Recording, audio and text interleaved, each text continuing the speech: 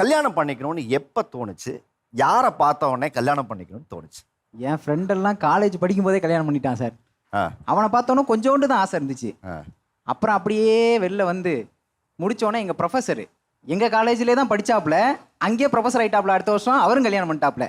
அடுத்தது 27 வயசு ஆகும்போது கண்டிப்பாக நம்மளும் கல்யாணம் பண்ணிடுறா அப்படின்னு முழுமையாக 100% வந்தது 27 வயசுல தான். 27 வயசு. இப்போ உங்களுக்கு என்ன வயசு? 29 சார். 29. ஓகே, சொல்லுங்க, உங்களுக்கு கல்யாண ஆசை எப்போ வந்துச்சு? ஃப்ரெண்ட்ஸ் எல்லாருமே கல்யாணம் பண்ணிட்டாங்க. அப்போ எனக்கும் வந்து கல்யாணம் பண்ணணும்னு ரொம்ப ஆசையாக இருந்துச்சு. எல்லோரும் கேட்குறாங்க என்கிட்ட, இன்னுமா கல்யாணம் ஆகலை? எங்கள் எல்லாத்துக்குமே கல்யாணம் ஆயிடுச்சு. அவங்களாம் குழந்தையோட வர்றாங்க. அதனால எனக்கும் கல்யாணம் ஆசை வந்துச்சு. ஃபங்க்ஷனுக்கே நம்ம போகிறக்கே வந்து ஒரு மாதிரி போனாலே வந்து கல்யாணம் ஆகலையான்னு கேட்டுகிட்டே இருக்காங்க. இல்லை, நீங்கள் பார்த்தா இதை ஸ்கூல் போகிற பொண்ணு மாதிரி இருக்கீங்க. இந்த இன்னுமே கல்யாணம் ஆகலையாங்கிற லிஸ்ட்டில் நீங்கள் இருக்கீங்களா? அப்படியா? உங்களுக்கு என்ன வயசாகுது? 25. 22லேருந்து நான் பார்த்துட்டே இருக்காங்க வீட்டில். ஆனால் இன்னும் எனக்கு செட் ஆகலை. 4 வருஷமாக பார்த்துட்ருக்கோம். உங்கள் லட்சியம், நம்ம ஃப்ரெண்ட்ஸ் எல்லாம் கல்யாணம் பண்ணிட்டாங்க, அடுத்து குழந்தைய பெற்றுக்கிட்டாங்க, நாம் எப்படி ப்ரொமோஷன் ஆக போகிறோம்? அம்மாவா? கரெக்டா? ஓகே, சரி, நான் இவ்வளோ ரெடியாக இருக்கிறேன். நீங்கள் எந்த மாதிரி கணவர் வேணும்னு நினைக்கிறீங்க? எனக்கு வந்து செட்டில் ஆகிட்டு அந்த மாதிரியெல்லாம் வேண்டாம். நம்ம 2 பேரும் சேர்ந்து நம்ம செட்டில் ஆவோம், நம்ம ஜெயிப்போம், அந்த மாதிரி இருக்கணும் அப்படின்னு ஆசை. 2 பேரும் சேர்ந்து செட்டில் ஆகணும். 2 பேரும் சேர்ந்து ஸ்டெப்ஸ் எடுத்து நாங்கள் பெரிய இடத்துக்கு போகணும். அவங்க பெரிய இடத்துக்கு போயிட்டு நான் அவங்க பின்னாடி போகணும், அந்த மாதிரிலாம் எனக்கு இல்லை. சொல்லுங்கம்மா, உங்களுடைய கல்யாண ஆசை எப்போ ஆரம்பிச்சது? ஃப்ரெண்ட்ஸ் எல்லாம் வந்து வாட்ஸ்அப் ஸ்டேட்டஸ் போடுறதுனால எனக்கு ஒரு ஆசை அடடா. வாட்ஸ்அப் ஸ்டேட்டஸ் மட்டும் இல்லை, சோஷியல் மீடியாலே today with my hubby, first day with my hubby அப்படின்லாம் போடுறப்போ ஐயோ நமக்கும் கல்யாணம் பண்ணோம், நம்மளும் போடலாம்ல அப்படின்னு தோணுது. காண்டில் எத்துறாங்க இப்படிலாம் ஸ்டேட்டஸ் வச்சுருவாங்க அப்படின்னு. அந்த மாதிரி ஏதாவது இருக்கா? இருக்கு. என் கூட படிச்ச ஒரு பொண்ணு, அவ எங்க கேங்லயே அவ தான் லாஸ்டா கல்யாணம் பண்ணுவேன்னு சொன்னா. ஆனா இப்ப ஃபர்ஸ்ட் கல்யாணம் பண்ணிட்டு ஸ்டேட்டஸ் போடுறதுனால எனக்கு எப்படா கல்யாணம் ஆகும்னு இருக்கு. வாழ்க்கையில ஒரு ஸ்டேட்டஸுக்கு போகணும்னு ஆசைப்படுவாங்க. இல்ல, actually- ஆனா நீங்க ஸ்டேட்டஸுக்காகவே ஒரு கல்யாணம் பண்ணணும்னு நினைக்கிறீங்களா? உண்மையில ஒரு புதிய தலைமுறையா நான் இங்க பாக்குறேன். ஃப்ரெண்ட்ஸோட ட்ரிப்பு போகணும் அப்படின்னு கேட்டாங்கன்னா கல்யாணம் பண்ணிட்டு புருஷனோட போ அப்படின்னு சொல்றாங்க. கல்யாணம் பண்ணிட்டு பண்ணுன்னு வீட்லயே சொல்ல ஆரம்பிக்கிறாங்க. அப்ப நமக்கு கல்யாணம் பண்ணிட்டு வெளியே சுத்தணும் அப்படின்ற ஒரு ஆசை வர்றதுனால ஸ்டேட்டஸ் போடணும் அப்படின்னு தோணுது. உங்களுக்கு சீக்கிரம் கல்யாணம் நடக்கட்டும். ரொம்ப தேங்க்யூ. சொல்லுங்கம்மா, உங்களுக்கு எப்போ கல்யாண ஆசை வந்தது? சோஷியல் மீடியாலலாம் வந்து இப்போது ரொம்ப ட்ரெண்டிங்காக போயிட்டுருக்குது என்னென்னா, இந்த கல்யாணத்தில் இந்த ஃபுட்டு அப்படின்னு சொல்கிறாங்க சார். நானும் என்னோட ரிலேட்டிவ்ஸோட கல்யாணம்லாம் போய் அட்டன் பண்ணியிருக்கேன் சார். நல்ல சாப்பாடு இருக்கும். ஆனால் நான் விரும்புகிற சாப்பாடு வந்து எனக்கு சாப்பிடணும். அந்த கேட்ரிங்ஸில் வந்து இது போட்டோம் விரும்புகிற பையனை கல்யாணம் பண்ணிக்கணும்னு கேள்விப்பட்டிருக்கேன். நான் விரும்புகிற சாப்பிடணும் அப்படின்னு கல்யாணத்தில் அப்படின்னு சொல்கிறது. என் கல்யாணத்தில் என்னோட ஃபுட் மெனு நான் கியூரேட் பண்ணலாம். அது என்னோட. ஸோ நல்ல சாப்பாடு நானும் திருப்திகரமாக சாப்பிட்டுப்பேன். எல்லாரும் வந்து திருப்தியாக சாப்பிட்டு போங்க. கல்யாண சாப்பாட்டுக்காக ஒரு கல்யாணம் பண்ணிக்கணும். ஆமாம் சார். நான் என் ஃப்ரெண்ட்ஸ் கிட்டலாம் சொல்கிறேன், கல்யாணம் வைங்க வச்சிருக்காங்க. ஆனாலும் எனக்கு அந்த திருப்தி வரல சார் அந்த சாப்பாடில். நான் சஜஷன்ஸ்லாம் கொடுத்துருக்கேன், இந்த ஃபுட்டு போடுங்க. இல்லை, கல்யாணத்தை எதிர்நோக்கி காத்திருப்பவர்களுக்கு பல கனவுகள் இருக்குன்னு கேள்விப்பட்டிருக்கேன். ஆனால் உங்கள் கனவு உண்மையிலே ஒரு வித்தியாசமானது, அழகானது கூட. Thank you sir. ஏன்னா நல்ல கணவன் வேணும், அதுக்காக அதெல்லாம் கல்யாணம் பண்ணுறதுலாம் ஓகே. கல்யாணம் பண்ணுறது எதுக்காகனா சார், அதெல்லாம் நல்ல கணவன்லாம் சூஸ் பண்ணிட்டு தானே கல்யாணம் பண்ணுவோம். ஸோ அதெல்லாம் வந்து முன்னாடியே முடிஞ்சிருச்சு. இப்போ சாப்பாடு சார், அதுதானே வாய் வாழ்த்துதோ இல்லையோ வகுறு வாழ்த்திட்டு போட்டுங்கிறாங்க. ஓகே, உங்களுக்கு எப்படிப்பட்ட ஒரு கணவர் வேணும்? நிறைய ஃபுட்ஸ் ட்ரை பண்ணணும் சார். சேர்ந்து சமைக்க தெரிஞ்சிருக்கணும் சார். சமைக்க தெரிந்த ஒரு கணவன். ஆமாம் சார். 2 பேரும் மாறி சமைப்போம், மாறி சாப்பிடுவோம் சார். சாப்பிட்டுட்டே இருப்போம் சார். அப்புறம் வந்து முக்கியமாக டீ சார். கல்யாணத்துல 24 எவ்வளவு நேரம் கல்யாணம் நடக்குதோ டீ இருந்தே இருக்கும். Unlimited tea. ஆமா சார். ஏன் அந்த டீ மேல என்ன உங்களுக்கு அப்படி ஒரு டீ எனக்கு பிடிக்கும் சார். டீ நான் எவ்வளவு நேரம் குடிப்பேன். நான் சில கல்யாணம்லாம் போனப்போ இல்லம்மா டீ காலியா போச்சு, மனசே உடஞ்சிடும் சார். சாப்பிட்டு டீ குடிக்கலன்னா என்ன சார்? அது சாப்பிட்ட பிறகு ஒரு சூடா ஒரு கப் டீ இல்ல காஃபி குடிக்கணும் சார். கல்யாண ஆசை எங்க உங்களுக்கு வந்து ஆரம்பிச்சது? காலேஜ் முடிஞ்சோடனே பசங்களாம் சேர்ந்து ஒரு வாட்ஸ்அப் குரூப் ஒன்று ஆரம்பிப்பாங்க. அதில் வந்து கண்டினியூஸ் சேட் பண்ணுவோம். ஒரு 1 இயர் கழிச்சோடனே இன்விடேஷன், மச்சான் எனக்கு மேரேஜ்டா வந்துடுறான்னு பார்த்தேன். சரி ஓகே, இவன் காலேஜில் லவ் பண்ணானே, சரி மேரேஜ் நடக்கணும். திருப்பியும் அடுத்த மாதம் மச்சான் எனக்கு மேரேஜ்டான்னு சொல்லிட்டு, அப்போ செகண்டாக இன்விடேஷன் வச்சவன் வீட்டுக்கு இன்விடேஷன் எடுத்துகிட்டு வந்தான். மச்சான் மேரேஜ் சொல்லி நாங்கள் அம்மாவை பார்த்தேன். என்ன கண்ணா பார்க்குறேன்னாங்க. இல்லை கல்யாணம் பண்ணிக்கலாம் பொறுமையாக பண்ணிக்கலாம், இப்போ என்ன அவசரம் உனக்குன்னாங்க. திருப்பி 1 இயர் கழிச்சு போச்சு. திருப்பி ஒரு இன்விடேஷன் வந்துச்சு. வந்தோடனே மச்சான் எங்கள் மேரேஜ்டாக வந்துடுறான்னு எங்கள் அம்மா பார்த்தேன். நீ என்ன இன்னும் மேரேஜ் பண்ணாமல் இருக்க என்ன கேட்டாங்க. நீ என்ன காலேஜ் படிக்கும்போது லவ் பண்ணக்கூடாது, நீங்கள் ஸ்கூல் படிக்கும்போது லவ் பண்ணக்கூடாது, நீங்கள் சரி ஸ்கூல் முடிஞ்சிடுச்சு. காலேஜ் படிக்கும்போது தம்பி போனியா படிச்சியா வந்தியா ஒழுக்கமாக போயிட்டு ஒழுக்கமாக வந்து சொல்லுவாங்க. திருப்பி காலேஜில் லவ் பண்ண சொன்னாங்க, லவ் பண்ண முடியல. எனக்கு வயசாயிடுச்சு, என்னால் பொண்ணுனா பார்க்க முடியாது, நல்ல பொண்ணை லவ் பண்ணிக்கோன்னாங்க. எப்போ ஃபைனல் இயரில் சொன்னாங்க. முடிஞ்சு நான் படித்தது வந்து டே காலேஜ் வந்து பாய்ஸு, ஈவினிங் காலேஜ் கேர்ள்ஸு. அதுக்கும் வாய்ப்பு இல்லை. சின்ன வயசுலேருந்து காலேஜ் வரைக்குமே கோயடே படிக்கல, ஃபுல்லாகவே பசங்க கூட படித்தேன். ஏன்னா எங்கே லவ் பண்ணுறது, அதுவும் முடிஞ்சிச்சு. ஒரு 3 இயர்ஸ் கழிச்சு திருப்பியும் ஃப்ரெண்ட்ஸ்லாம் மேரேஜ் இன்விடேஷன் சென்ட் பண்ணுவாங்களா, அதை பார்த்து அம்மா எப்போம்மா கல்யாணம், இரு ராசா இப்போ தான் பார்க்க ஆரம்பிச்சிருக்கேன், உனக்கு கும்பராசி, நேரம் சரியில்லை, இப்போதைக்கு கல்யாணம் பண்ணக்கூடாது, முடிச்சு விட்டாங்க. இப்போ ஆஃபீஸ் தான் போறியே, ஒரு நல்ல பொண்ணாண்டா லவ் பண்ண முடியாது. அந்த ஸ்டேஜ்லாம் தாண்டி வந்து இப்போ வந்து லவ் பண்ணால் எங்கே போய் லவ் பண்ணுறது? இனிமேல் அப்ளிகேஷன் போட்டு ஃபார்ம் ஃபில்அப் பண்ணி நான் பின்னாடி போய் லவ் பண்ணி ப்ரப்போஸ் பண்ணி எனக்கு வயசாகிடும். முக்கால்வாசி ரிஜெக்ட் ஆகிற ரீசன் இது ஒன்று ரீசன் ரிஜெக்ட் ஆகுது. என் நேம் தலையில் முடியல, அதனால ரிஜெக்ட் ஆகுது, நிறைய ரிஜெக்ட் ஆகுது. ஆனால் அவங்க எக்ஸ்பிரஷன் நிறைய வச்சுருக்காங்கல்ல, பையனுக்கு நிறைய முடி இருக்கணும், ஹேண்ட்ஸமாக இருக்கணும், சூப்பராக இருக்குன்னு சொல்லிட்டு நம்ம அதெல்லாம் கொடுக்க முடியல, என்ன பண்ணுறது? நான் வருண் சுந்தர் சார், சென்னையிலேருந்து வரேன். 30 இயர்ஸ் வரைக்கும் மேரேஜ் பண்ணுற மாதிரி ஐடியா இல்லை சார். 30+ அப்புறம் தான் யோசிக்க ஆரம்பிச்சது. 30க்கு அப்புறம் தான் மெயினாக என்னன்னு பார்த்தீங்கன்னா, நான் ஒரே பையன், எங்கள் அம்மா அப்பா தான். ரிலேட்டிவ்ஸோட அவ்வளோவா கனெக்ஷன் கிடையாது. அப்புறம் தான் தோண ஆரம்பிச்சது, ஐயோ இன்னும் ஒரு 10 வருஷத்துல நம்ம தனியாயிருவோம் போலயே, அந்த ஒரு லைஃப் கம்பெனியன் வேணும்ன்றது அப்பதான் தோணுச்சு. இப்ப கூட நான் என்ன சொல்வேன்னா, எனக்கு அதை நினைச்சா கொஞ்சம் பயந்தா எல்லாரும். ஆமா சார், லோன்லினஸ் ஸ்கில்ஸ்ன்னு சொல்லுவாங்கல்ல, என் தனிமை கொல்லும், அது ஒன்று சார். அதுக்கப்புறம் நான் ஃபன்னியாக சொல்லணும்னா, அவங்க மேடம் சொன்னாங்களே அதே மாதிரி 30 இயர்ஸ் அவன் எங்கள் அம்மா ஓரளவு சுமாராக தான் சமைப்பாங்க. 30 இயர்ஸ் இந்த குக்கிங் பார்த்தாச்சு, அடுத்த 30 இயர்ஸாவது நல்லா சாப்பிடலாம். அட பாவிப்பல, 30 வருஷமா ஒரு சமையலை சாப்பிட்டு முடிச்சிட்டேன், டயர்ட் ஆயிட்டேன். ஒரு சேஞ்சு சார், ஒரு சேஞ்சு. அப்புறம் இன்னொரு இது சார், வருஷம் வந்து பாஸ் பீப்புள் போவோம் நாங்கள் எங்கள் ஸ்கூலில். அப்போ பார்த்தீங்கன்னா அந்த கேம்ஸ்லாம் வைப்பாங்க. பார்த்தீங்கன்னா சின்ன பசங்களுக்குன்னு சொல்லி ஒரு கேம் வைப்பாங்க, பெரியவங்களுக்கு அதாவது ரொம்ப சீனியர் சிட்டிசன்ஸ்க்குன்னு ஒரு கேம் வைப்பாங்க, கப்புள்ஸ்க்குன்னு சொல்லி ஒரு கேம் வைப்பாங்க. நான் அங்கே போய் உட்காந்துருப்பேன், என்னால் எந்த கேட்டகரியிலுமே போக முடியாது சார். நான் பையனும் இல்லை, கப்புளும் இல்லை, ஃபியர் ஆஃப் லெஃப்ட் அவுட்னா அவங்கள சார். நம்ம என்னமோ இந்த உலகத்திலே இல்லையோ, நம்ம ஏதோ இன்விசிபிள் ஐட்டமோன்ற மாதிரி தோணும் சார். சீரியஸா சொல்லுங்க சார். எனக்கு பிரச்சனை என்னோட பேர் தான். ஆக்சுவலாக என் பேர் வந்து விவேகானந்தன். அந்த பேர் இருக்கிறதுனால எனக்கு இன்னும் அப்படியே போயிட்டு இருக்கு லைஃப். ஓ புரியுது. விவேகானந்தர்னு பேர் வச்சதுனால கல்யாணம் பண்ண மேபி அதுவான்னு தெரியல, நான் ஒரு கல்யாணம் பண்ணாத ஒரு பிரம்மச்சாரியாவே இருக்கேங்கிறீங்க. இன்னும் இருக்கேன், இது வரைக்கும் இருக்கேன். எனக்கு கல்யாணத்துக்கு நான் எப்போ தோணுச்சு அப்படின்னா, நான் சம்பாதிக்க ஆரம்பிச்சதுக்கு அப்புறம். சொல்லணும்னா காலேஜ் டேஸ்ல அந்த டும் படம் வரும்போதெல்லாம் ஜோதிகா மாதவன் லவ், அந்த விழுந்து லவ் பண்ணுன்னு சொல்ல அப்படி மாதவன், அந்த மாதிரி எனக்கு ஒரு மிகப்பெரிய ஆசை இருக்கு. நம்மளோட கம்பெனியன் வந்துட்டு நம்ம விழுந்து காதலிக்கணும், காதலை கொண்டாடணும் அப்படிங்கறதெல்லாம் ஆசை இருக்கு. இன்னும் அதே ஆசை தான் தேடிட்டு இருக்கேன். உங்களுக்கு என்ன வயசாகுது? 35+.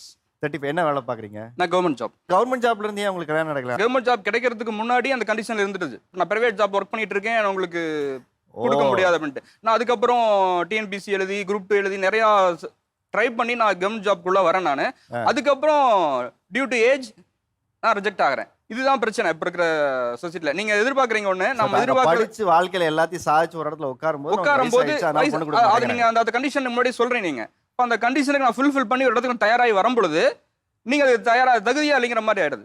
அந்த கண்டிஷன் அப்ளை நீங்க ஒரு ப்ராடக்ட்ல போடுறீங்க அப்படின்னா, அந்த கண்டிஷன் அப்ளை வந்துட்டு உடஞ்சு போறது தான். நீங்க மறுபடியும் எங்கேயும் கோர்ட்டு கேஸ் போகக்கூடாது அப்படிங்கிறதுக்காக அந்த கண்டிஷன் அவங்க போடுறாங்க.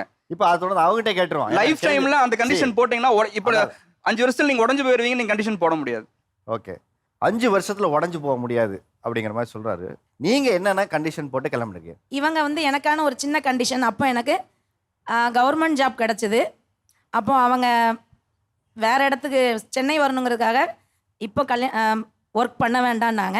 அந்த கண்டிஷனை ஏற்றுக்கிட்டு நான் இன்னைக்கு சக்ஸஸ்ஃபுல்லாக ஒரு தாயாகவும், நல்ல ஒரு மனைவியாகவும், நல்ல ஒரு பிஸ்னஸ் விமனாகவும் நான் இன்னைக்கு லைஃபை சக்ஸஸ்ஃபுல்லாக வாழ்ந்துட்டுருக்கேன்.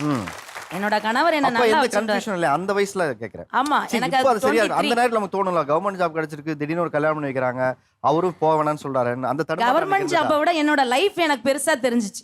எங்க வீட்ல 2 பேருமே கவர்மெண்ட் சர்வெண்ட் தான். கவர்மெண்ட் ஒர்க்குங்கிறது கவர்மெண்ட் சர்வெண்டோட பொண்ணுக்கு அவசியமா தான் இருக்கும். இருந்தாலும் எங்க அப்பா செலக்ட் பண்ண என் ஹஸ்பண்டு லைஃப்ல முன்னேற்றத்துக்காக தான் கவர்மெண்ட் ஜாப். அந்த லைஃபை என் கணவர் தாங்கிறப்போ எனக்கு அந்த என்னோட கணவர் எனக்கு பெருசா தெரிஞ்சாரு. சொல்லுங்க சார், நீங்க போட்ட கண்டிஷன் என்ன சார்? நான் என்ன கண்டிஷன் போட்டேன்னா, எங்க வீட்டுல மொத்தம் 9 பேர், குறைஞ்சது 6 குழந்தைகளாவது பெற்றுக்கணும். இதெல்லாம் இந்த காலத்துல கேட்கறதுக்கே, இங்கே உட்காந்து பேசுறவங்களாம் கேட்கும்போது ஒன்னே போதுங்க, கண்ணே கண்ணுன்னு எங்க வீட்டுக்கார இருக்காரு, எங்க வீட்டுக்காரமாக நாங்களே போதுங்கன்னு சொன்னது போய் 6 பேர் குழந்தை பெற்றுக்கணும்னு சொன்னது உண்மையிலே பெரிய ஆமா விஷயமா இருக்கு. வீட்டில் எண்ணிக்கை நிறையா இருந்தால் தான் சொந்த பந்தங்கள் உறவினர்கள் வருங்காலங்களில் அவங்களுக்கு சப்போர்ட்டாக இருக்க முடியும். சொந்த பந்த வீட்டுக்கெல்லாம் போறதில்ல, நம்மளே நிறைய சொந்தங்களை உருவாக்கணும்னு முடிவு கட்டாயம் பண்ணீங்க. கட்டாயம். எத்தனை குழந்தை பார்த்தீங்கன்னா உங்களுக்கு? இப்போ வந்து 3 பொண்ணு ஒரு பையன். அப்ப 2 வெயிட்டிங் லிஸ்ட்ல இருக்கு இன்னும். இல்லை இல்லை 3வது சர்ஜரி போனதுனால ஆ. நாங்கள் வந்து அடுத்தது பெற்றுக்கிட முடியாமல் போச்சு.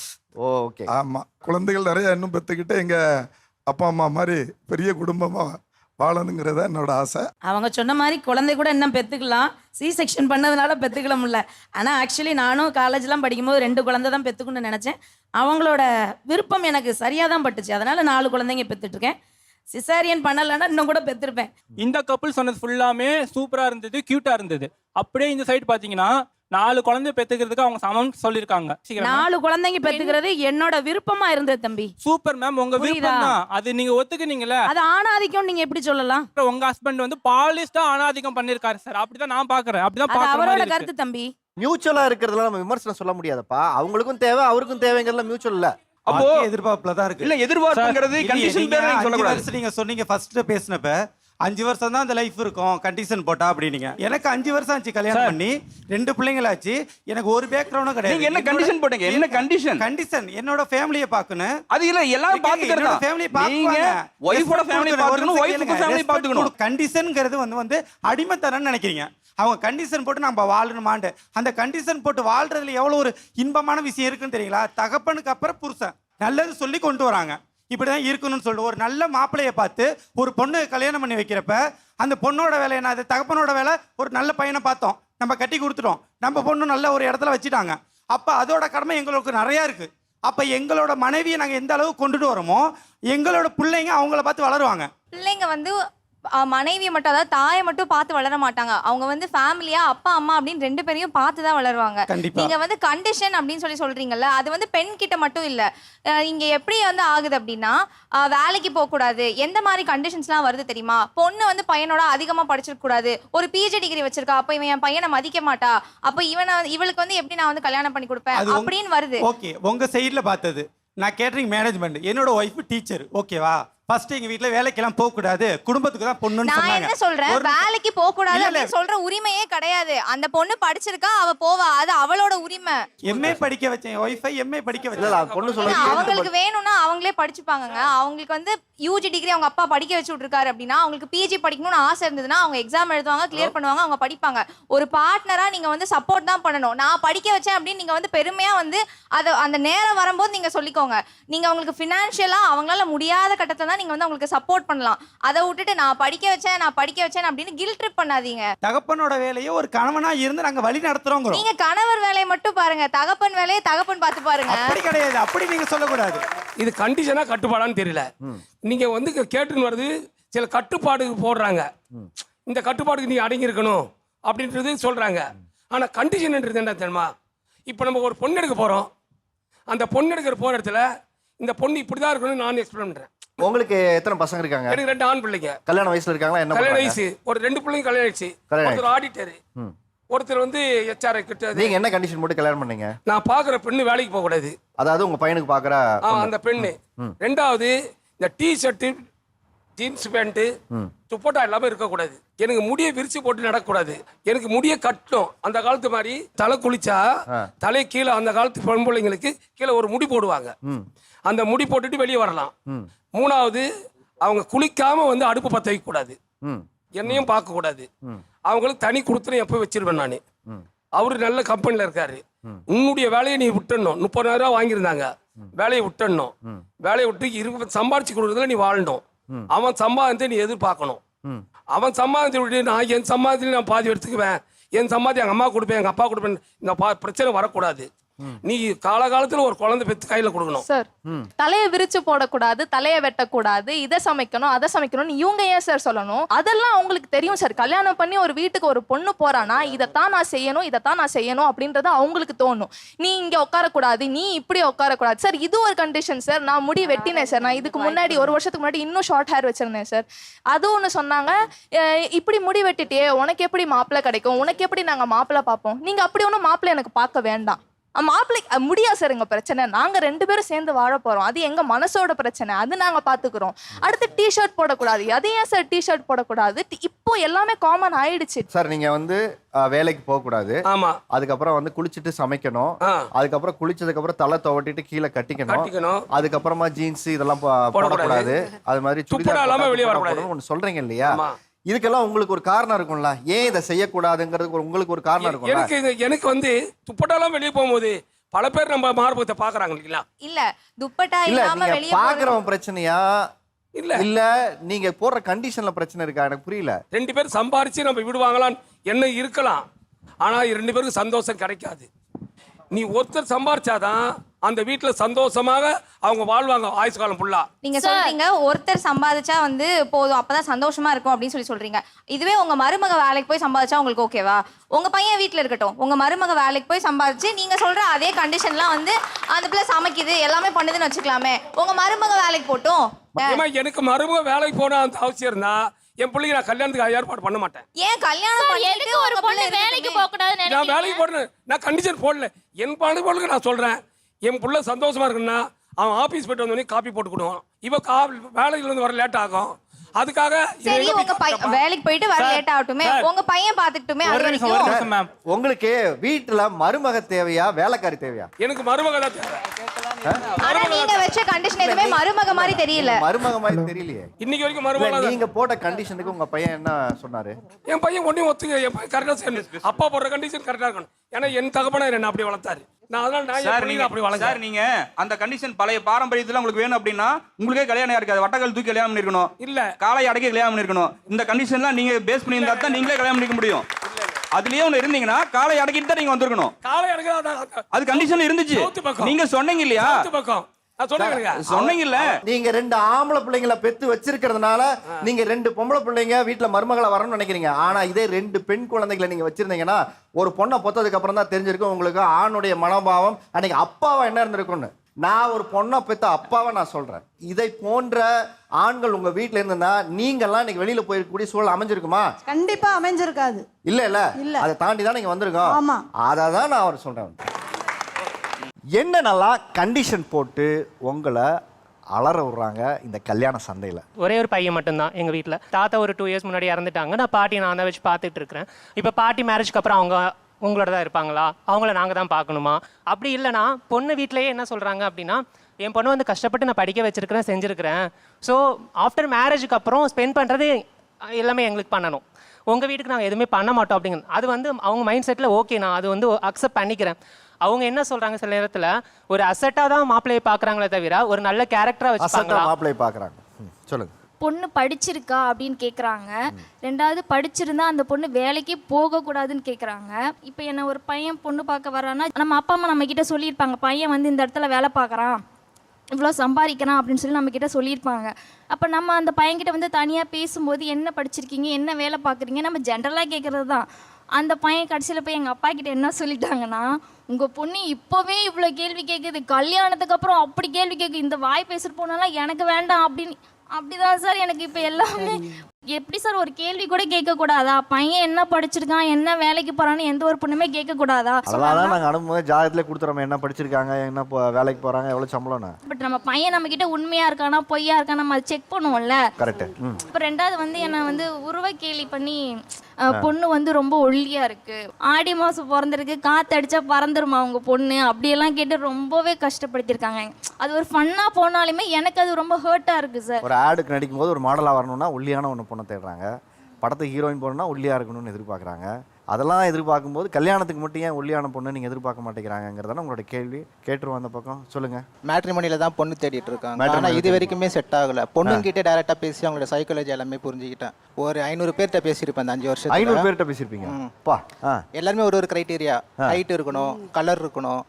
அவங்க 1 லேக் வாங்குறாங்கன்னா நீங்கள் 2 லேக் 3 லேக் அது வாங்கணும், சொந்த வீடு இருக்கணும், ஏன்னா என் பொண்ணுங்க தான் வாழ போகிறாங்க அப்படின்னு சொல்லுவாங்க. அவங்களுடைய சைடு நிறைய எக்ஸ்பெக்டேஷன் இருக்கு, எங்கள் சைடு இல்லைனாலும் பொண்ணுங்க வீட்டு சைடு நிறைய எக்ஸ்பெக்டேஷன். இல்லை, அந்த 500 பேர்கிட்ட பேசுனீங்கல்ல, 500 பேர்கிட்ட மறக்க முடியாத சில மறக்க முடியாத ஒரு பொண்ணு வந்து ஐடியில் வேலை செய்யுது. அந்த பொண்ணு 3 லேக் வாங்கும், என்னோட சேலரி கம்மி தான். அவங்க எல்லாமே ஓகே சொல்லிட்டாங்க. எனக்கு பசங்க ஃப்ரெண்ட்ஷிப் அதிகம். நான் ஆஃப்டர் மேரேஜ் வந்து நான் வெளியே போவேன் வருவேன், நீங்கள் அதெல்லாம் சந்தேகப்படக்கூடாது. நைட் டைம் பார்ட்டிஸும் நான் வந்து போயிட்டு வருவேன். நீங்கள் வந்து சந்தேகப்படாமல் இருந்தால் ஓகே, மேரேஜ் பண்ணிக்கலாம். இல்லைன்னா நம்மளுக்கு செட் ஆகாது. நாங்கள் கேஷுவலாக ட்ரிங்க்ஸ் கூட பண்ணுவோம். இப்போ இதெல்லாம் நடக்கிறது தான் இப்போது ஐடி ஃபீல்டில் எல்லாருமே. ஸோ இதெல்லாம் ஓப்பனாக அவங்க பேசி நான் தெரிஞ்சிட்ட விஷயம் இதெல்லாம். நீங்கள் வேணான்னு சொன்னது காரணம் என்ன? அந்த லைஃப் ஸ்டைல் உங்களுக்கு செட் ஆகும்? அந்த லைஃப் ஸ்டைல் ஆஃப்டர் மேரேஜ் இதெல்லாம் ஒரு டிஸ்பியூட்டில் முடியும், ஏதாவது ஒரு ப்ராப்ளம் வரும், திடீர்னு டிவோர்ஸ் ஆகும். 500 பேர்கிட்ட பேசியிருக்கீங்க, உங்களுக்கு எதுவுமே செட் ஆகலை இல்லையா? இதெல்லாம் கேட்கும் போதே எனக்கு ரொம்ப கடுப்பாக இருக்குங்க. இந்த மாதிரிலாம் கண்டிஷன்னா என்ன மாதிரி கண்டிஷன்? நீங்கள் எனக்கு ஏற்ற மாதிரி நடந்துக்கணும், அந்த பொண்ணுக்கு ஏற்ற மாதிரி. வெளியே போனால் அவங்களுக்கு ஈக்குவல் ட்ரெஸ் பண்ணணும். அவங்க வீட்டு சைடே வர சொல்லுவாங்க, வீட்டோட மாப்பிள்ளையா. இப்போ நான் ஒரு வேலைக்கு போகிறேன், வேலை பெர்மனெண்ட்டாக இல்லைன்னா நாங்களே பிஸ்னஸ் ஸ்டார்ட் பண்ணிடுறோம், என் பொண்ணை பார்த்துக்கிட்டா போதும், அந்த மாதிரியும் சொல்லியிருக்காங்க. அதெல்லாம் ஒரு பெரிய கண்டிஷன் தான். மேரேஜ் வந்து பார்த்தீங்கன்னா இப்போ ஒரு பிஸ்னஸ் மாதிரி பார்க்குறாங்க சார். உங்களுக்கு என்னெல்லாம் கண்டிஷன் போட்டு உங்களை டார்ச்சர் கண்டிஷன் என்னன்னா, ஃபர்ஸ்ட் நாங்கள் வந்து போய் பார்க்குறோம், திரும்பி அவங்க வந்து பார்க்கும்போது ஒரு கான்வர்சேஷன் வந்து நடக்கிறது இல்லை. எத்தவொடனே வீடு இப்படி பார்க்குறாங்க, ஓ எப்போ கட்டினது, ஓ புது வீடா பழைய வீடா, யார் பேரில் இருக்குது, பரம்பரை சொத்தா. அவங்க வந்து பார்த்தீங்கன்னா அந்த சொத்து மைண்ட் செட்டே தான் போதே தவிர வீட்டுக்கு வந்து பொண்ணு வந்து எப்படி இருக்குது, நம்ம வந்து அவங்ககிட்ட பேசி பார்க்கலாம், மனுஷங்க எப்படி இருக்காங்க, அது பார்க்குறதே கிடையாது. அதுக்கப்புறம் இவங்ககிட்ட எத்தனை வீடு இருக்குது, ஒரு 2 வீடு இருக்கா, 2 பசங்க இருக்காங்கன்னா ஒரு 2 பேருக்கு 2 வீடு போயிடுமா, அப்போது எனக்கு மொத்தம் 4 பேர், எங்களுக்கு வந்து 2 அக்கா இருக்காங்க, அவங்கள பற்றி யோசிக்கிறது இல்லை. அப்போ 2 பையனா 2 வீடா, சரி வாங்க அந்த வீடையும் போய் பார்க்கலாம். எங்ககிட்ட வந்து பேசணும், ஒரு கான்வர்சேஷன் வைக்கணும், அது வந்து ஒரு இதே கிடையாது. ரெண்டாவது வந்து என்னென்னு பார்த்தீங்கன்னா, ஒன்று கவர்மெண்ட் ஜாப் வந்து எதிர்பார்க்குறாங்க யாராக இருந்தாலும். ஐடி ஜாப் வந்து ஒரு ஜாபாகவே ஒரு கன்சிடர் பண்ணுறதில்ல. இப்போ நான் வந்து பிஸ்னஸ் பண்ணிக்கிறேன், ஏன்னா அப்பா வந்து தவறிட்டதுனால அந்த பிஸ்னஸ் நான் பார்த்துக்கிறேன். ஒரு பிஸ்னஸாக ஒரு வேலையாகவே அவன் மதிக்கிறது இல்லை. ஏன்னா அது எப்போ வேணால் லாஸ் ஆகிடும், அதில் வந்து பர்மனெண்ட்டாக ஒரு சேலரி வந்து வராது. நான் வந்து வாட்டர் லாரி சப்ளை பண்ணிட்டு இருக்கேன். 6 மந்த் நல்லாயிருக்கும், அந்த ரெய்னி டைம்ஸில் வந்து கொஞ்சம் டவுனாக இருக்கும், திரும்பி வந்து ஒரு 6 மந்த் வந்து நல்லாயிருக்கும். இது மாதிரிலாம் அவங்க வந்து கண்டிஷன்ஸ் வந்து வைக்கிறாங்க. இன்னொன்று வந்து பார்த்தீங்கன்னா சில்லியான ஒரு கண்டிஷன்ஸ். ஸோ ஃபஸ்ட்டு நாங்கள் வந்து ராயப்பேட்டையில் வந்து இருந்தோம். ஏரியா பார்த்தோன்னே இந்த ஏரியாவா, இந்த ஏரியாலாம் செட் ஆகாதா அப்படின்னு சொல்லி ஒரு பொதுப்படியாக சொல்லிடுறாங்க. வந்தாங்கன்னா எங்கள் ஃபேமிலி வந்து செக் பண்ணணும், அப்படிலாம் என்ன வந்து செக் பண்ணணும், எங்கள் ரிலேஷன் கிட்ட வந்து கேட்டுட்டு ஃபேமிலி எப்படி இருக்குன்னு பார்க்கணும். இந்த ஏரியாவா, இந்த ஏரியாலாம் வேணாம் அப்படின்னு சொல்லிட்டு ஒரு பொதுப்படியாக வைக்கிறது ரொம்ப சில்லியாக இருக்குது. அந்த இதுதான் சார் தாங்க முடியல சார். ஃபஸ்ட்டெல்லாம் ஜாதகத்தில் 10 பொருத்தத்தில் 7 பொருத்தம் கரெக்டாக இருந்தால் பொண்ணு கொடுக்கலாம், மாப்பிள்ளை கொடுக்கலாம். ஆனால் இப்போ இவங்க வைக்கிற கண்டிஷன் க்ரைட்டேரியாவில் 10க்கு 10மே கரெக்டாக இருந்தால் தான் கல்யாணமே நடக்குது சார். கல்யாணங்கிறதே ஒரு கனவு மாதிரி இருக்குது. சொந்த வீடுங்கிறது கனவுங்கிறத தாண்டி இப்போ கல்யாணங்கிறதே கனவாயிடுச்சு. இப்போ கல்யாணமே லேட்டாக பண்ணால் குழந்தை எப்போ பெற்றுக்கிறது, அந்த குழந்தை எப்போ படிக்க வச்சு அதுக்கு எப்போ நல்லது கெட்டது பார்க்குறதுங்கிறது தெரியாமல் இருக்குது. அந்த ஒரு சுச்சுவேஷனுக்கு ஃப்யூச்சரில் கல்யாணங்கிறது பண்ணிக்க மாட்டாங்களோ அப்படிங்கிற ஒரு பயம் கூட இருக்குது சார். எனக்கு நெக்ஸ்ட் ஜென்ரேஷன் எப்படி போகுதுங்கிறது எனக்கு தெரியல. அப்படி தான் இருக்குது. நான் ஃபேஸ் பண்ணது எப்படின்னா, பே ஸ்லிப்பை ஃபஸ்ட்டு அனுப்பு, அதை பார்க்குறோம் ஃபஸ்ட்டு. இது எனக்கு நடந்த இன்சிடென்ட் சார். பே ஸ்லிப்பை அனுப்பிட்டு அதில் செக் அதுக்கப்புறம் தான் பொண்ணோட ஃபோட்டோ, பொண்ணு பற்றின டீட்டெயில்ஸ் இதெல்லாம் வருது. எனக்கு பொண்ணு பார்க்கணும் அப்படின்ற ஆசை வந்தது வந்து ஃப்ரெண்ட்ஸ் மூலியமாக தான் வந்துச்சு. ஏன்னா என் கூட ஒரு 18 இயர்ஸாக ட்ராவல் பண்ண ஃப்ரெண்ட்ஸ் எல்லாம் கல்யாணமே பண்ண மாட்டேன்னு சொன்ன ஃப்ரெண்ட்ஸு கூட கல்யாணம் பண்ணிட்டாங்க. திடீர்னு ஒரு ஃப்ரெண்டெல்லாம் ஓடி போய் நான் ஸ்டேஷனில் இருக்கேன், கல்யாணம் பண்ண வந்துட்டேன்டா வாடான்ற அளவுக்குலாம் சொல்லியிருக்கான். என்ன இப்படி கல்யாணம் எல்லோரும் பண்ணுறாங்க, சரி நம்மளும் லைஃப்பில் செட்டில் ஆகலாம் அப்படின்ற ஒரு மைண்ட் செட்டில் தான் வந்து நான் கல்யாணத்துக்கு ஒத்துக்கிட்டேன். பட் நாங்கள் பொண்ணு பார்க்க போகிற இடத்துல எங்களுக்கு என்ன கண்டிஷன் வைக்கிறாங்கன்னா, பொண்ணுக்கு அக்கா ஒன்று தங்கச்சி ஒன்று, அப்பா கிடையாது, ஒரு சிங்கிள் மதராக தான் வளர்த்துருக்காங்க. அவங்க என்ன சொல்கிறாங்கன்னா, எங்கள் வீட்டுக்கு எல்லாமே நீங்கள் தான் தம்பி. அப்படின்னா என்ன அர்த்தம்னா, நாங்கள் உங்களுக்கு பொண்ணு கொடுக்குறோம், ஆனால் எங்களுக்கு அப்புறம் தங்கச்சி வேறு இருக்குது, எங்கள் வீட்டுக்கு எல்லாம் நீங்கள் தான். அப்போது நான் ஃபேமிலியை பார்ப்பேனா, அவங்க தங்கச்சிக்கும் நான் தான் எல்லாம் செட்டில் பண்ணி விடணும் அப்படின்றத அவங்க எதிர்பார்க்குறாங்க. கல்யாணம் பண்ணி வைக்கணும்னு எதிர்பார்க்குறாங்க. அது வந்து நான் கல்யாணம் பண்ணிட்டேன்னா என் ஃபேமிலி, என் குழந்தைங்க தான் நான் பார்க்க முடியும். சொந்த வீடு இருக்கா அப்படின்றாங்க. சொந்த வீடு இல்லை, நம்மளுக்கு சொந்த வீடு இல்லை அப்படின்ற பட்சத்தில் அவங்க என்ன சொல்கிறாங்கன்னா, நாங்கள் உங்களுக்கு எல்லாமே செட் பண்ணி தரோம், இன்னொரு இடத்துல உங்கள் அம்மா அப்பா தனியாக இருக்கட்டும், நீங்கள் வந்து வீட்டோட மாப்பிள்ளையா இருங்க.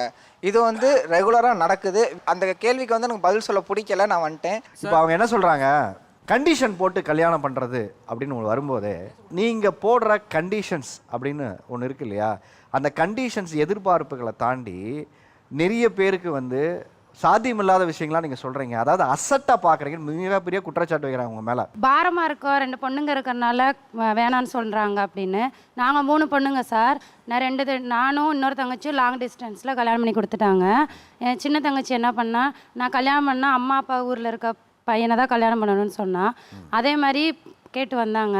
அவங்கள்ட்ட சொன்னாங்க, எங்கள் அக்கா அவங்களாம் லாங்காக இருக்காங்க, நான் தான் வந்து உங்களை அம்மா அப்பா வந்து பார்த்துக்கிறணும், அதனால் நீங்கள் எனக்கு சப்போர்ட்டாக இருக்கணும், அப்படின்னு சொல்லி தான் கல்யாணம் ஆச்சு. அதே மாதிரி ஒரு டைம் நாங்கள் லீவுக்கு ஊருக்கு போயிருந்தோம் சார். அப்போ வந்து என் தங்கச்சிக்கு திடீர்னு ஊருக்கு போகும்போது ஆக்சிடென்ட் ஆகிடுச்சு. அப்போ நான் எங்கள் வீட்டிலேருந்து அவள் போகிற இடம் வந்து ஒரு 10 மினிட்ஸ் தான் போய் ஆக்சிடென்ட் ஆன இடத்த போய் பார்க்குறதுக்கு. ஆனால் என் சின்ன தங்கச்சி என்ன பண்ணால் அவங்க வீட்டுக்கிட்ட சொல்லிட்டா, இந்த மாதிரி ஆக்சிடென்ட் ஆகிடுச்சு, நாங்கள் அக்கா அப்பா பார்க்க போகிறோன்னு சொல்லிட்டு. ஆனால் நாங்கள் போகிறது 10 நிமிஷம், அவங்க வந்து அரை மணி நேரம் டிஸ்டன்ஸில் இருக்காங்க. ஆனால் 10 நிமிஷத்தில் வந்துட்டார். அதே மாதிரி அவர் சொன்ன மாதிரியே வந்து பாரமாக எங்களை எடுத்துக்கிறல, அவர் எதுனாலும் முன்னாடி வந்து எங்களுக்கு பார்க்குறாரு சார். அவர் அந்த தொப்பி போட்டிருக்கிற சார் சொன்னாங்க 80,000 ரூபா சேலரி, நான் 60,000 ரூபா தான் வாங்குறேன் அப்படின்னு சொல்லிட்டு. நான் இன்னைக்கு சொல்கிறேன், இவங்களோட எதிர்பார்ப்பு அந்த 80,000 ரூபா சேலரி வாங்கக்கூடிய ஒரு பொண்ணை கல்யாணம் பண்ணணுங்கிறது அவங்களோட எதிர்பார்ப்பு. அதனால தான் சுற்றி நிறைய இருக்கிறதுனால தான் கல்யாணம் முடியாமல் இருக்காங்க. இன்னைக்கு சொல்கிறேன், நிறைய கஷ்டப்பட்ட பிள்ளைகள் சார், ஒரே ஒரு நிமிஷம், நிறைய பெண்கள் கஷ்டப்பட்டவங்க வீட்டில் கல்யாணம் முடியாமல் இருக்காங்க. இன்னைக்கு வரட்டு, நாளைக்கே அவருக்கு ஒரு பொண்ணை பார்த்து கல்யாணம் பண்ணி வச்சிருவோம், அவர் ஓகேவான்னு கேளுங்க. நானும் 4 வருஷமா மேட்ரிமோனியில் தான் சார் பார்த்துக்கிட்டு இருக்கேன். பல்வேறு காரணத்தை சொல்லி ரிஜெக்ட் பண்ணுறாங்க சார். நாங்கள் வந்து வீட்டில் வேலைக்கு போகாமல் ஹோம் மேக்கராக இருக்கிற பொண்ணாக இருந்தாலும் ஓகேன்னு தான் சொல்கிறோம், வேலைக்கு போகிறவங்களா இருந்தாலும் ஓகே தான் சொல்கிறோம், கம்மி சம்பளம்னாலும் ஓகே தான் சொல்கிறோம், அதிக சம்பளம்னாலும் ஓகே தான் சொல்கிறோம். ஏதாவது ஒரு காரணத்தை சொல்லி தட்டி தான் கழிக்கிறாங்களே ஒழிய அவங்க வந்து நம்மளுக்கு வர்றதே கிடையாது சார். இவங்க சொன்னாங்க ஜாதகம் பார்க்குறாங்கன்னு சொல்லிட்டு, அந்த ஜாதகத்தில் நிறைய விஷயம் இருக்குது சார். செவ்வாய் தோஷம் இருந்தாங்கன்னா செவ்வாய் தோஷம் இருக்கிறவங்களை மட்டும்தான் கல்யாணம் பண்ணுறாங்க. எனக்கு ராகு கேது தோஷம் இருக்குன்னு சொன்னாங்க. நாங்கள் வந்து காலஹஸ்திக்கு போய் அதுக்கு நிவர்த்தி பண்ணிட்டோம். ஆனால் எனக்கு பார்க்குறவங்க எல்லாருமே அதே ராகு கேது தோஷம் இருக்கிற பொண்ணு தான் வேணும்னு சொல்றாங்க. அந்த ராகு கேது ஜாதகம் இருக்கிற பொண்ணு வந்து 1 லட்சம் 2 லட்சம் சம்பாதிக்குது. அவங்க எப்படி என்ன ஒத்துப்பாங்க சார்? நீங்க எவ்வளவு சம்பாதிக்கிறீங்க? எனக்கு வந்து ஒரு 20 ல இருந்து 30 தான் சார் வரும். எனக்கு செவ்வாய் தோஷம் தான் சார் இருந்துச்சு. ஆனால் இப்போ எனக்கு கல்யாணம் ஆகி 12 வருஷம் 2 குழந்தை இருக்கு சார். செவ்வாய் தோசை இருந்தால் செவ்வாய் தோசை மாப்பிள்ளைகளை கல்யாணம் பண்ணி கொடுக்கல, வேறவங்களுக்கு தான் கல்யாணம் பண்ணி கொடுத்தாங்க. அதே மாதிரி கவர்மெண்ட் மாப்பிள்ளை வேணும், ஐடி மாப்பிள்ளை வேணும்னு யாருமே சொல்லலை சார். இப்போ இங்கே இருக்கவங்க அப்புறம் கவர்மெண்ட் ஜாப்ல இருக்கவங்க மட்டும்தான் கல்யாணம் பண்ணியிருக்காங்களா? வேற ஃபீல்டில் இருக்கவங்க கல்யாணமே ஆகலையா? பிஸ்னஸ் பண்ணுறேன் அதனால அவருக்கு பொண்ணு கிடைக்கலன்னு சொன்னார் சார். சொந்த வீடு இருக்கணும் அப்படின்ட்டு. இப்போ உங்களுக்கு தெரியாது எதுவும் இல்லை, எத்தனையோ பேர் பிஸ்னஸில் லாஸ் ஆகி ஆஃப்டர் சூசைட் வரைக்கும் போகிறாங்க. ஒரு பொண்ணை நம்பி அவங்களுக்கு கொடுக்குறாங்க அப்படின்னா அவங்க பிஸ்னஸே லாஸ் ஆனாலும் அவருக்கு இருக்க ப்ராப்பர்ட்டியை வச்சு பேலன்ஸ் ஷீட் பண்ணி பொண்ணு கூட வாழ முடியுமான்னு தகுதியாக பார்த்து தான் அந்த கண்டிஷன் அப்ளைல அவங்க உங்களுக்கு பார்க்குறாங்க. வீடு வச்சுருக்காங்களா, எவ்வளோ பேங்க் பேலன்ஸ் வச்சுருக்காங்க, எங்கே வேலை பார்க்குறாங்க, இதுதான் ஃபர்ஸ்ட் கொஸ்டினாக இருக்குது. அதுக்கப்புறம் தான் மாப்பிள்ளை எப்படின்றதே அவங்க பார்க்குறாங்க.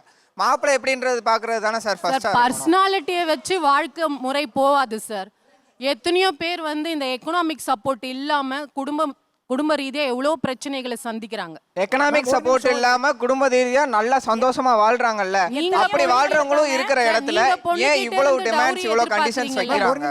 ஒரு ஏழை வீட்டு பொண்ணு நீங்க வந்து அப்படியே ஏத்துப்பீங்களா? கட்டின புடவையோட நான் ரெடியா இருக்கேன். கட்டின புடவையோட வந்தா காலம் பூரா வச்சு பார்த்துப்பேன். கட்டின புடவையோட வாங்க, நாங்க கல்யாணம் பண்ணிக்கிறதுக்கு யாரெல்லாம் இந்த பக்கம் தயாரா இருக்கீங்க கேட்டாங்க. எவ்வளவு பேர் தயாரா இருக்கீங்க? கையை தூக்குங்க. Ready sir. யார் இந்த பக்கம் பொண்ணு கொடுக்க தயாரா இருக்கீங்க சார்? அப்படி கொடுக்க யாரும் ரெடியா இல்லை சார். சும்மாலாம் யாருமே ஒரு பொண்ணை நம்பி ஒருத்தரை பர்சனாலிட்டி எல்லாம் பார்த்து கட்டி கொடுத்துட மாட்டாங்க. அழகை பார்த்தோ ஒரு உங்களோட ஃபேஸ் கட்டை பார்த்தோலாம் கட்டி கொடுத்துட மாட்டாங்க. அதை தாண்டி உங்களோட திறமை வேணும். திறமையால நீங்க எந்த அளவுக்கு ஸ்டாண்ட் பண்ணியிருக்கீங்க, எந்த அளவுக்கு உழைச்சி உங்க சொத்து வேணும் தான், வாழ்ற அளவுக்கு வேணும் சார். சாப்பாடு கஞ்சியா குடிச்சாலும் ஓனான வீட்டில் 4 இடத்துல சம்பாத்தியம் பண்ணி என்னால முடியும். மேடம், எனக்கு ஒரு சந்தேகம், சொல்லுங்க, உங்களுக்கு எத்தனை வயசுல கல்யாணம் ஆச்சு? எனக்கு 23. அவருக்கு கல்யாணம் போது என்ன வயசு? 25. 25 வயசு கல்யாணம் இல்லையா? அப்போ என்ன வேலை பார்த்துட்டு இருந்தார் சார்? சார் அந்த அளவுக்கு பெருசா கிடையாது. நான் ஒரு பெரிய வசதியான வீட்டு பொண்ணு, அவங்க அந்த அளவுக்கு பெரிய அளவுல இல்ல. அன்னைக்கு இவருடைய குடும்ப பின்னணி உங்க பொருளாதார உயர்வு அளவுக்கு இல்ல. இல்ல கண்டிப்பா இல்ல. மாப்பிளை பிடிச்சி நீங்க கல்யாணம் பண்ணி கொடுத்தீங்க, உங்களை பார்த்து பாருங்கறத கல்யாணம் பண்ணி கொடுத்தீங்க, என் வாழ்க்கை நல்லா இருக்கும் நம்பினீங்கல்ல, அந்த நம்பிக்கை இன்னைக்கு ஏன் பொண்ணு கொடுக்கறதை இவங்க மேல வைக்க மாட்டேங்கிறீங்க தான் நான் கேக்குறேன். அந்த நம்பிக்கையை பசங்க உருவாக்கணும் நான் சொல்ல வரேன். இல்ல பசங்க எப்படி உருவாக்க முடியும்? அதாவது நீங்க உன்ன யதார்த்தத்தை என்ன புரிஞ்சுக்க மறுக்கிறீங்க அப்படின்னா, அவர் அப்பதான் வேலைக்கு போயிருப்பாரு, ஆனா அப்பவே வீடு கேக்குறீங்க. நீங்க இருக்கிறதுக்கு ஒரு வீடு கேக்குறோம். அடுத்த கேள்விக்கு வரேன். நீங்க அந்த பையனுக்கு உங்க பொண்ணை கொடுத்து 2 பேர் சம்பாதித்து அந்த குடும்பம் நடக்கணுமா, அவங்க அப்பா அம்மா சம்பாதிச்ச சம்பாத்தியத்துல அவங்க பொண்ணு போய் வாழணும்னு நினைக்கிறீங்களா? அப்படி இல்லை சார், என் பிசினஸ் லாஸ் ஆனாலோ திடீர்னு அவருக்கு வேலைக்கு போக முடியாத சூழ்நிலை வந்தாலோ உட்கார்றதுக்காக சொந்தமா ஒரு இடம் வேணும். உங்க எதிர்பார்ப்பை நான் குறை சொல்லவில்லை. எல்லாரும் கேட்கறது ஒரு வீடு ஒரு வீடு ஒரு வீடு. சார் ஒரே நிமிஷம், இப்போ நீங்க வந்து எத்தனை பேர் வந்து வரதட்சணை இல்லாம கட்டின புடவையோட வந்தா கை தூக்குனாங்கல்ல, இத்தனை பேர் இங்க கை தூக்குறத விட அங்க சரின்னு சொல்லி இருந்தானே கல்யாணம் ஆயிருக்கும் சார். அங்க யாரும் வாயை திறக்க மாட்டாங்க, இந்த ஷோல தான் கை தூக்குவாங்க, இந்த ஷோல மட்டும் தான் கை தூக்குவாங்க. இதெல்லாம் அவங்க அப்பயே சொல்லி இருந்தானே 30 வயசு தாண்டி கல்யாணம் ஆனாலும் உட்கார்ந்துக்க மாட்டாங்க சார். உங்களுக்கு இப்போ என்ன வயசாகுது? 34. 34ல எப்படிப்பட்ட பொண்ணு வேணுங்கிற இடத்துக்கு நீங்க சொல்லிட்டீங்க. உங்க டேர்ம்ஸ் ஆஃப் கண்டிஷன் சொல்லிட்டீங்க. சார் எனக்கு ஒரு பொண்ணு கிடைச்சா போதும், நான் கல்யாணம் பண்ணிக்க தயாரா இருக்கேன், எனக்கு வந்து கிரைட்டீரியா நான் டிமாண்ட் பண்ணி எதையும் ரிஜெக்ட் பண்ற இடத்துல நான் இல்லைங்கிறத டிக்ளேர் பண்ணிட்டீங்க இந்த ஷோல. கரெக்டுங்களா? 25 வயசுல இதே மனநிலை இருந்தீங்களா தான் என் கேள்வி. சார் 25 வயசுல நான் கல்யாணம் பண்ற மனநிலையிலே இல்லையே சார். 27ல இல்ல 27 இல்ல வேணா எங்க வீட்ல கேட்டு பாருங்க. 30 வயசு வரைக்கும் நான் வேண்டாம் தான் சொல்லிட்டு இருந்தேன். ஏன்னா வந்து என்னோட கெரியர் ரொம்ப அன்ஸ்டேபிளா இருந்துச்சு. ஸோ அதனால என் கூட ஒரு கேர்ள் வந்து சஃபர் பண்ண வேண்டான்னு அவங்க நல்லதுக்காக தான் நான் வந்து பண்ண வேண்டாம் தான் நினைச்சிருந்தேன். போஸ்ட்போன் பண்ணும்போது எப்படிப்பட்ட பெண்கள் வேணும்னு எதிர்பார்ப்பு இல்லையா உங்களுக்கு? இல்ல சார். சார் ஒரு ஆணா ஒரு எதிர்பார்ப்பு இருக்கும் சார், ஒரு பெண்ணா ஒரு பையன் இப்படி வேணும், அது இல்லைன்னு சொன்னா அது இல்ல சார். கண்டிஷன்னா நான் அதை பண்ணாட்டி அந்த பொண்ணை கல்யாணம் பண்ணிக்க மாட்டேன்னு சொல்லல சார். அப்படி இருந்தா நல்லா இருக்கும் தான் சொன்னேன். போட்டீங்க நான் சொல்லவே இல்லை. நான் உங்க மனநிலையை என்னவா இருந்து தெரிஞ்சுக்க ஆசைப்படுறேன். 25 27 வயசுல எப்படிப்பட்ட பெண்ணு வேணும், எப்படி ஒரு ஆணுக்கு ஆசை இல்லாம இருக்கும், அதுவே எனக்கு ஆச்சரியமா இருக்கு. 30 வயசு ஆனவனே எதுனாலும் ஓகேங்கிறீங்க, 30 வயசு வரைக்கும் எப்படிப்பட்ட பொண்ணு வேணும்னா ஓப்பனா சார். ஏன்னா வந்து நான் வந்து லைஃப் கம்பெனியன் தான் தேடுறேன். எனக்கு வந்து பசங்க குழந்தைக்கு என்ன சொல்ல சைல்ட் ஃப்ரீ, நான் வந்து குழந்தை பெத்துக்கணும்ன்றதோ மத்த விஷயங்களும் நான் வந்து எதிர்பார்க்கவே இல்லை. இந்த ரீல்லாம் நம்ம நிறைய சுத்தலாம் சார். இந்த லைஃப் கம்பெனியன் சீரியஸா சொல்றேன். இதெல்லாம் சொல்லவே சொல்லாது. இதை நம்புறதுக்கு யாருமே இந்த உலகம் தயாரா இல்ல சார். அதுக்கப்புறம் சார் நல்லொழுக்கம் இருந்தா போதும்னு சொல்றாங்க சார். இப்போ எவ்வளவோ பேர் எனக்கு தெரிஞ்சவங்க இருக்காங்க சார், சிகரெட் பிடிக்கிறாங்க, சோஷியல் ட்ரிங்கரா இருக்காங்க, ஆனா salary 1 lakh 1.5 lakh வாங்குறப்ப அவங்களுக்கு கல்யாணம் ஆகுது. அதுவே 20,000 30,000 வாங்கிட்டு எந்த கெட்ட பழக்கமும் இல்லைன்னா அவங்களுக்கு கல்யாணம் ஆக மாட்டேது சார்.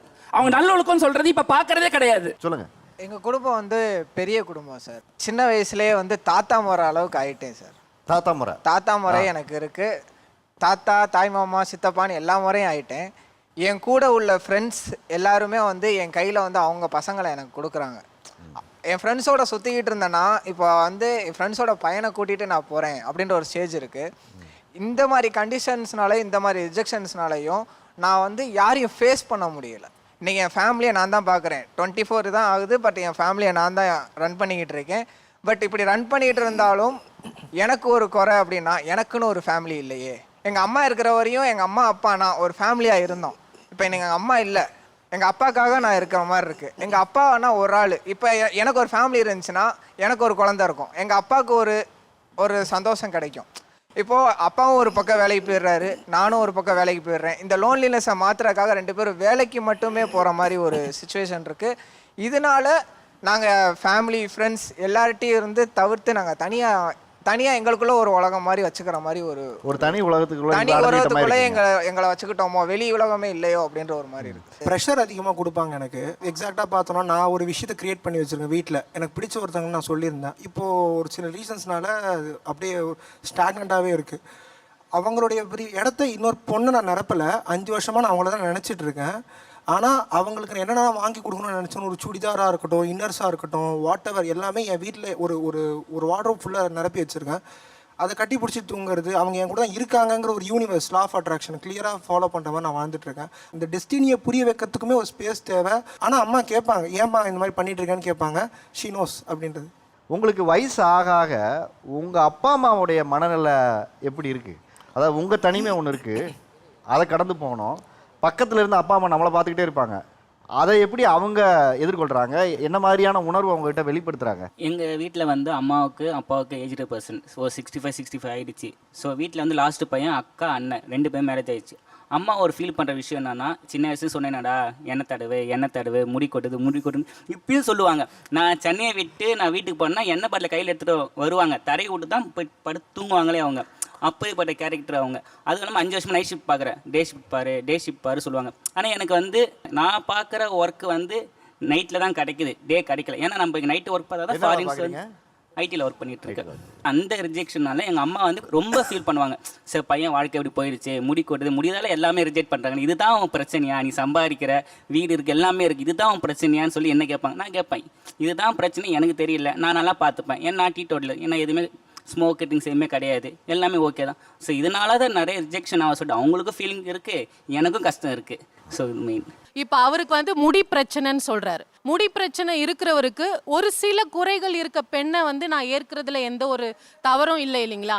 ஸோ அப்படி அவர் வந்து ஒரு குறையுள்ள பெண்ணை நான் எடுத்துக்கிறதுக்கு தயாரா அப்படின்னு அவர் அப்ளிகேஷன்ல மென்ஷன் பண்ணியிருந்தா இந்நேரம் அவருக்கு கல்யாணம் ஆயிருக்கும். நாங்கள் வந்து கருப்பாக பொண்ணு சிவப்பாக பொண்ணு எதுவுமே எதிர்பார்க்கல, ஓகேங்களா? இவ்வளோ நகை போடணும், நல்ல வசதியாக இருக்கணும், காரு பங்களா எதுவுமே நான் எதிர்பார்க்கல. எங்கள் அண்ணனுக்கு மேரேஜ் ஆயிடுச்சு, எங்கள் அண்ணன் நல்லா இருப்பாங்க. ஆனால் அவங்களும் பொண்ணு சைடை வச்சு என்ன கேட்டாங்கன்னா எதுவுமே கேட்கல. அவங்க கேட்டாங்க உங்களுக்கு எவ்வளோ நகை போடணும், எவ்வளோ இது வரதட்சணை வேணும். எங்கள் அப்பா சொன்ன ஒரே வார்த்தை, எங்களுக்கு வரதட்சணை எதுவுமே தேவையே கிடையாது, உங்கள் பொண்ணை நீங்கள் கொடுக்குறீங்க, என் பையன் பார்த்துப்பான். அதுதான் சார் கடைசி வரைக்குமே சொன்னது. அதே தான் எனக்கு பொண்ணு பார்க்கும்போது நாங்கள் பொண்ணு வீட்டிலேருந்து எதுவுமே எதிர்பார்க்கவே கிடையாது. கருப்போ சிவப்போ எதுவாக இருந்தாலும் சரி நாங்கள் அக்செப்ட் பண்ணிக்கிற ரெடியாக தான் இருக்கும். ஆனால் அவங்க தான் ரிஜெக்ட் பண்ணுறாங்க குறைய பார்த்து. எதிர்பார்ப்பு இருக்கலாம், ஆனால் அதீத எதிர்பார்ப்புன்னு ஒன்று இருக்கல, கற்பனை கெட்டாத ஒரு எதிர்பார்ப்பு வச்சிருக்காங்கன்றலாம். அப்படி என்ன இருக்கு? கல்யாணம் அப்படின்னு வந்துட்டாலே ஜாதகம், பொண்ணுக்கு ஜாதகம் நல்லா இருக்கா, சரி அதை விட்டுட்டாங்க.